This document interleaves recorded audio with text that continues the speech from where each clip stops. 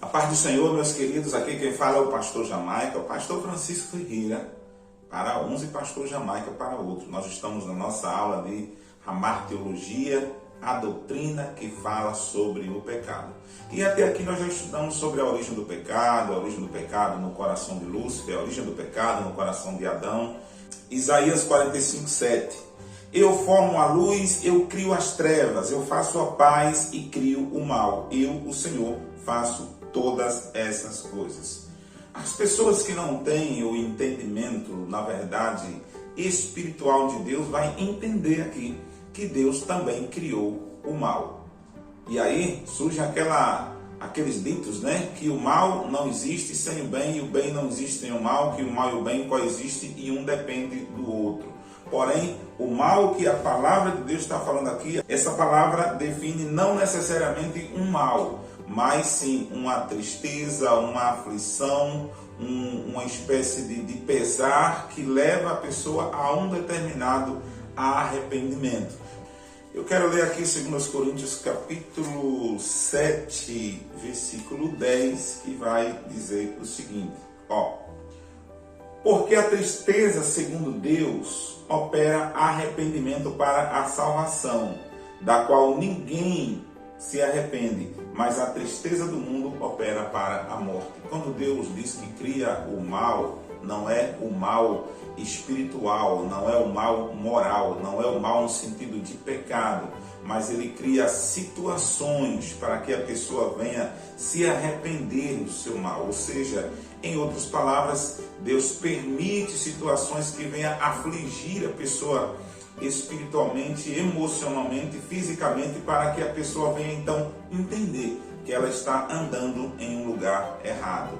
Ou seja, Deus, a pessoa de repente quer fazer algo errado, Deus vai permitir que ela faça algo errado. Por quê? Porque a pessoa tem o chamado livre-arbítrio. A palavra de Deus, ela vai nos dizer: eu ponho diante de vocês a bênção e a maldição. Escolham então a bênção para que vocês vivam. Porém, a pessoa vai decidir se ela quer andar segundo a bênção de Deus ou segundo a maldição do pecado. Esta é uma escolha da pessoa, não é de Deus. Deus não escolhe por ela. Deus permite ela conhecer o valor, a necessidade e o caminho da graça, da bênção, da sua presença e da sua proteção. Mas a escolha será sempre do ser humano.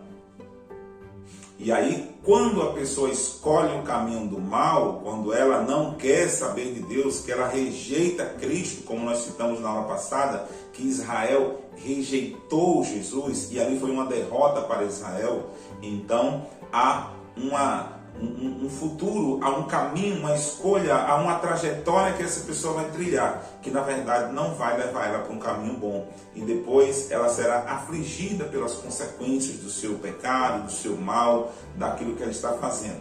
O livro de Isaías, capítulo 1, versículo 19, vai dizer o seguinte: se quiserdes e me ouvirdes, comereis o melhor desta terra.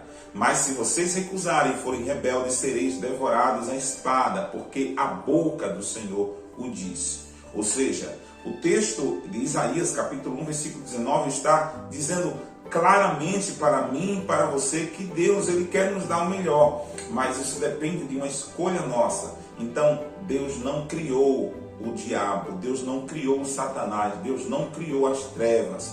O texto está dizendo que Deus cria e permite situações que levem o homem a uma tristeza, a um ressentimento e a um arrependimento, para que este homem possa se voltar para o Senhor e então ele possa ser salvo. O filósofo, ele define o mal físico e o mal metafísico. O mal físico é uma doença, o mal físico é um erro, é um crime, o mal físico são decisões, ignorância, indecisões das pessoas, eles são totalmente perceptíveis. Já o mal metafísico é o que dá a origem, para os filósofos é o que dá a origem ao mal físico. O mal metafísico não pode ser visto a olho nu. Ele é apenas como se fosse algo que está oculto lá dentro do ser da pessoa, que faz com que a pessoa venha a agir daquele jeito. A Bíblia diz que por trás de uma semente pecaminosa, por trás de um pecado, por trás das coisas ruins que os homens fazem, há um espírito maligno que domina a consciência e aquela pessoa levando a agir exatamente daquele jeito. A Bíblia diz no livro de 1 João, capítulo 5, versículo 19: sabemos que somos de Deus e que o mundo inteiro jaz no maligno. Uma das fases de Epicuro na antiguidade era essa, vou ler aqui para vocês. Ou Deus quer remover a maldade deste mundo, mas não pode, ou ele pode, mas não quer. Ou ele não pode nem quer, ou finalmente ele tanto pode como quer fazê-lo. Essa frase de Epicuro está totalmente contrária à vontade de Deus, porque se Deus tivesse vontade de fazer, mas não tinha poder, ele não seria Deus, se tornaria um Deus fraco, então não seria Deus. E uma vez que ele tem o poder, mas ele não quer fazer, torna Deus também indiferente, fazendo acepção de pessoas. Então, deste modo, também não seria Deus, pois quebraria a eficácia do amor. A verdade é que Deus tanto tem poder para transformar a vida das pessoas, como Deus quer transformar a vida das pessoas. Porém, as pessoas são livres para aceitar ou não a sua vontade. Quando o homem ou a mulher se aproxima de Deus e busca o de seu coração, com certeza essas pessoas encontrarão um lugar em Deus para vencer os seus males.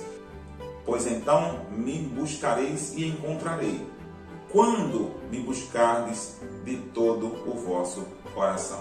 Nós vemos então que Deus quer te ajudar, quer me ajudar e ajudar você a vencer os nossos males. Porém, isso depende muito da nossa vida. Isso depende muito das nossas decisões, depende muito de qual rumo nós queremos tomar, porque nós somos livres se queremos andar com Deus ou não. O livro de Miqueias diz o seguinte: ó homem, o que é que o Senhor deseja? O que é que Ele quer de ti? Senão que pratique a bondade, ame a beneficências e ande em humildade com o teu Deus. Alguns filósofos questionam também quando é que o mal terá fim. A palavra de Deus já está escrita em Apocalipse que o mal terá fim lá no juízo final, quando Satanás será julgado, condenado e lançado no lago de fogo. Até lá, a própria palavra de Deus: alegrai-vos, ó céus, e vós que nele habitais, mas ai dos que habitam na terra e no mar, porque o diabo desceu até vós e tem grande ira, sabendo que pouco tempo lhes resta. Os teólogos da era medieval, eles caracterizaram o pecado de Adão como sendo o pecado original. Isso por conta da frase do apóstolo Paulo que diz que por um homem entrou o pecado no mundo e pelo pecado a morte, de maneira que como a morte entrou por um, todos pecaram. Então, no livro de Romanos capítulo 5, versículo 12, está escrito isso aí, que nós já lemos também em outras aulas. E isso levou a era medieval a caracterizar alguns pecados da humanidade, intitulando de os 7 pecados capitais. E quais são os 7 pecados capitais segundo a teologia da era medieval? São o orgulho, a avareza, a luxúria, a ira, a gula, a inveja e a preguiça. Esses pecados são chamados de pecados capitais porque eles destroem a pessoa. São pecados visíveis no coração do ser humano, são visíveis e são demonstrados através de atitude. Por exemplo, você identifica rápido uma pessoa orgulhosa. É aquela pessoa que só pensa em si, aquela pessoa que acha-se que é melhor que os outros e acredita que as coisas de ninguém vai dar certo se ela não estiver presente. Então, é uma pessoa prepotente, orgulhosa. O orgulho é um pecado capital. A avareza, que é o amor ao dinheiro, que chega a ser também uma idolatria, como diz a palavra de Deus. O amor ao dinheiro é raiz de toda espécie de males.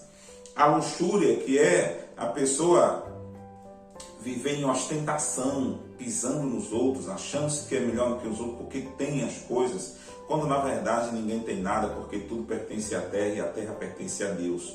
Quando a gente morre, a gente não leva absolutamente nada. A gente leva apenas o nosso nome e a nossa história.